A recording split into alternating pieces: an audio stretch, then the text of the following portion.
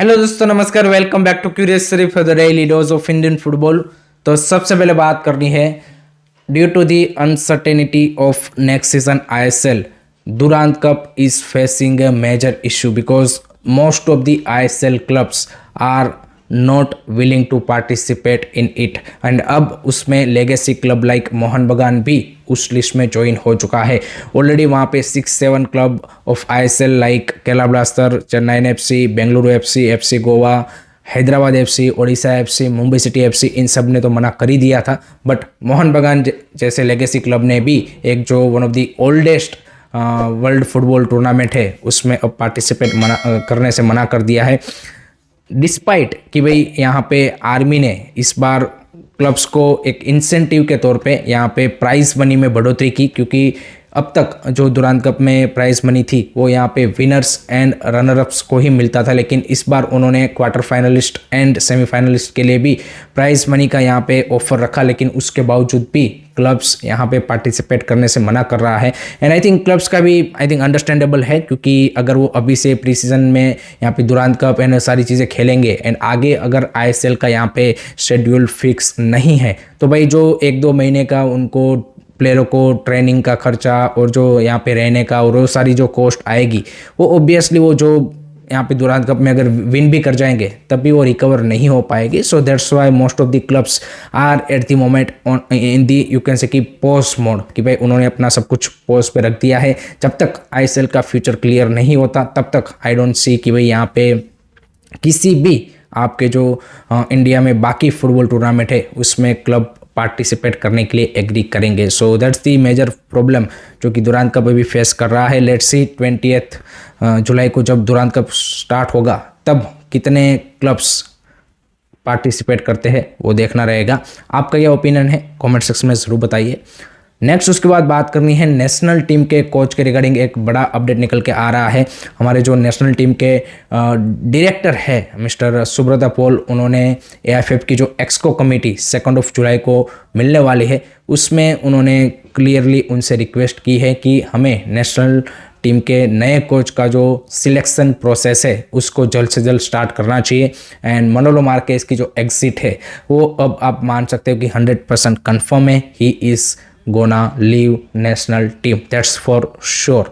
And वहाँ पे Subrata Paul ने ये भी मेंशन किया है कि भाई एक्सको को ये भी यहाँ पे क्लैरिफाई करना चाहिए कि भाई आप इंडियन कोच देख रहे हो या फिर फॉरेन कोच देख रहे हो। I think that's also you can say कि right step to go in, because आपके पास टाइम लिमिटेड है।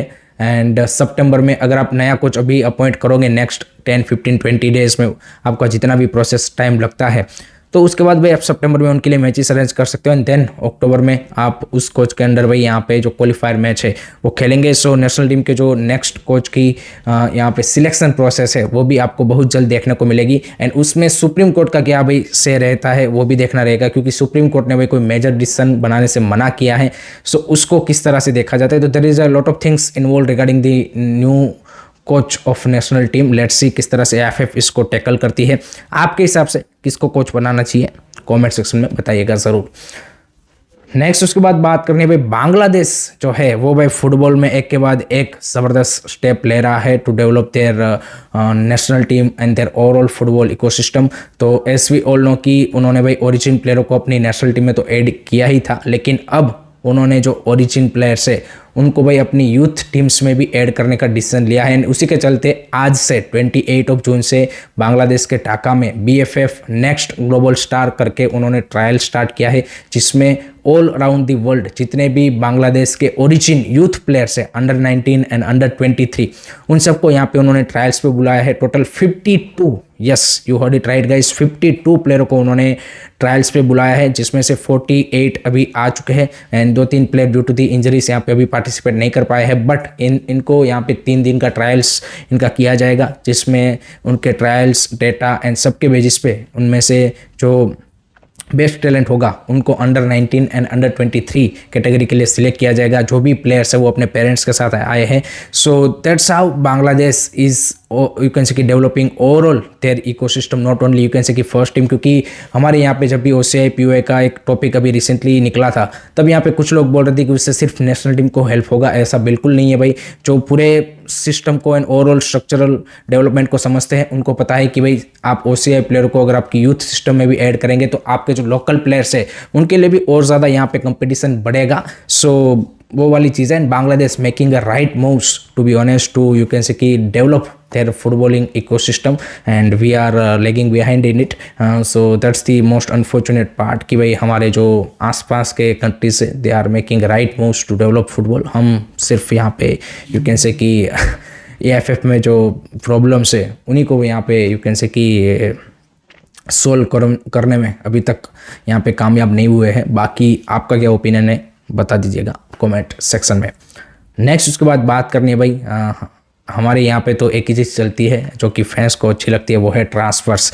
एंड उसमें आप देखिए कि भाई Mohun Bagan signed Abhishek Singh Thokchom from Punjab FC, 20 year old fullback who has a brilliant season with Punjab FC and also national team में भी उन्होंने डेब्यू किया। बट 1.8 करोड़ की transfer fee and 2.1 crore per year salary, 20 year old Indian player को भाई ये पैकेज दिया जा रहा है फ्रॉम मोहन बगान। सो ISL club, it's not only about the Mohan बगान। यहाँ पे अभिषेक सिंह थेकचाम की रेस में ईस्ट बंगाल भी था, FC गोवा भी था।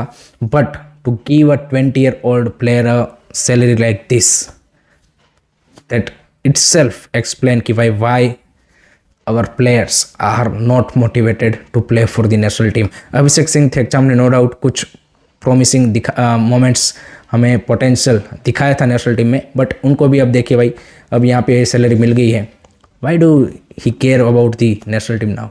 सो that is the whole story about the national team failure and why Indian football ecosystem fails, because clubs are also not learning from their mistake. And इसमें एक क्लब को ब्लेम करने की बात नहीं है, every club is like that.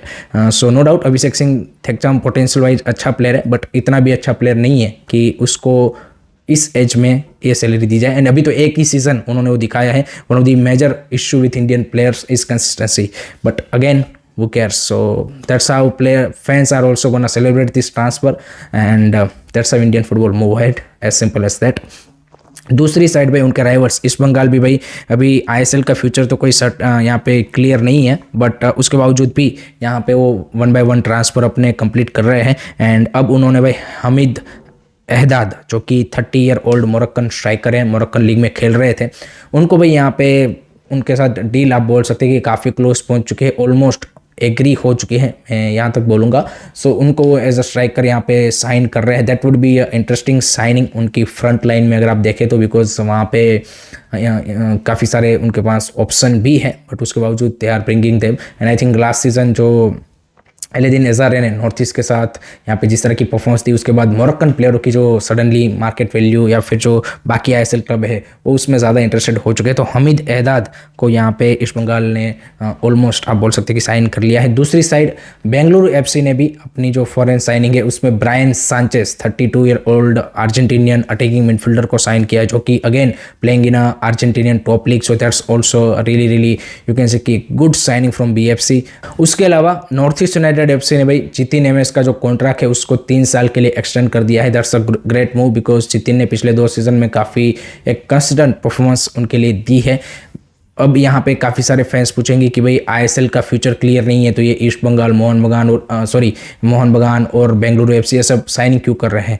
तो इससे आपको एक अंदाज़ा लग जाना चाहिए कि अगर नेक्स्ट सीजन ISL नहीं भी होता है तब भी ये क्लब्स चाहे कोई सा भी टूर्नामेंट हो, I लीग हो या फिर I लीग को एक यहाँ पे इम्प्रूव करके जो भी लीग होगी उसमें एक क्लब रहेंगे। एंड जो क्लब्स अभी पोस्ट मोड में है उनका आप समझ सकते हैं कि उसमें से most of them are heading towards the shut down route. सो ये एक आपको इससे अंदाज़ा लग जाना चाहिए। इसीलिए आप देखिए ईस्ट बंगाल बेंगलुरु FC मोहन बगान साइनिंग कर रहा है कि भाई उनको ISL रहे ना रहे वो यहाँ पे I लीग में या फिर किसी और जो भी लीग होगा उसमें वो खेल लेंगे, बाकी क्लब्स शायद ऐसा नहीं करेंगे। तो ये एक इंडिकेशन वहाँ पे मिलता है। लास्ट में बात करनी है कि भाई ISL क्लब्स एंड जो बाकी छोटे कंट्रीज़ के क्लब है उसमें क्या डिफरेंस है। तो आप देखिए कि जो कैम्बोडिया का क्लब है एंको टाइगर FC, जिनके ओनर इंडियन है, उन्होंने रिसेंटली 2 इंडियन जो कंपनीज है, एक तो SSVM इंस्टीट्यूशन, एक जो एजुकेशनल एक बड़ा इंस्टीट्यूशन है कोयम्बतूर में, उनके साथ दूसरा स्टेप जो कि द हिंदू ग्रुप का एक यहाँ पे लर्निंग प्लेटफॉर्म है इंग्लिश, उनके साथ यहाँ पे पार्टनरशिप की है। सो इट शोज यू कि भाई इंडिया में जो कंपनीज है they are investing in a club like Angkor Tiger FC जो कि कोयम्बतूर यहाँ पे कैम्बोडिया का क्लब है, and ISL clubs are failing to convince Indian companies to invest और sponsor in their club. So that is the biggest difference at the moment कि हमारी जो ओवरऑल फुटबॉल इकोसिस्टम है उसमें उस तरह का कोई यहाँ पे यू कैन से कि पॉजिटिव मैसेज नहीं है मार्केट में कि भाई यहाँ पे कंपनीज स्पॉन्सरशिप करने के लिए इंटरेस्टेड हो। आप देखिए they are more willing to TVS ने लास्ट ईयर हम सब ने देखा कि भाई यहाँ पे एंकोर के साथ पार्टनरशिप की, तो Indian companies are more willing to invest outside India in a club like this rather than you can say investing in ISL clubs. So that is the overall reality about the Indian football and how ecosystem is failing. It's not only about the national team failing, clubs are also failing, and they are just you can say throwing money on the player transfer, as simple as that, and not recovering, not able to generate the revenue to cover those you can say prices, and eventually you can say losing big money of the owners. So that's how system is failing. What do you think? Do let me know in the comment section. So that's it from my side guys regarding today's Indian football news. I hope कि आपको video पसंद आया होगा. Keep supporting Indian football. Don't forget to like, share, subscribe. Curious Series. जय हिंद, जय भारत.